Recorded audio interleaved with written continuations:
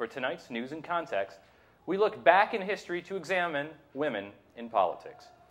For those who like their history with a touch of dramatic reinterpretation, or in other words, pretend, the Bible is an excellent place to start.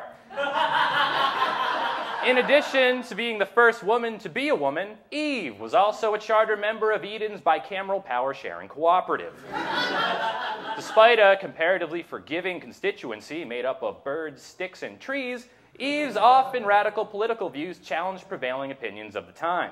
Contemporary sources seem to indicate that her partner in the power-sharing agreement, Adam, was particularly disturbed by what he considered a conciliatory gesture in regards to her willingness to open diplomatic channels with a snake in an apple tree. The divergence in policy would soon set a precedent followed by scores of subsequent lawmakers and form the basis for much of our modern legal system, that vaginas are terrifying.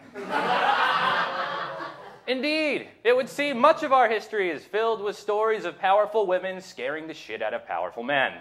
Cleopatra, Joan of Arc, and even Marie Antoinette are examples of women who triumphantly used their considerable powers of persuasion to achieve the highest office available to women of their times: death.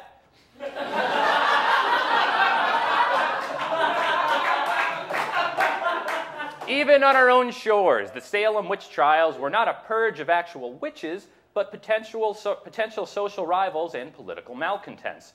Or, as Chris Cuddy suggested earlier, there's a fine line between witch and bitch, especially when you're looking for an excuse to hang someone.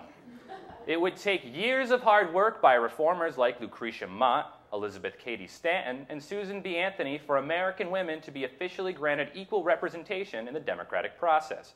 Their work led to the ratification of the 19th Amendment in 1920, which states that no one can be barred from voting due to their sex. Today, the fight continues, with leaders like Geraldine Ferraro, Nancy Pelosi, and now Hillary Clinton ushering a new generation of politically motivated young women who promise to influence the political process in ways unthought of by women just a generation ago. And for that, if nothing else, we salute them.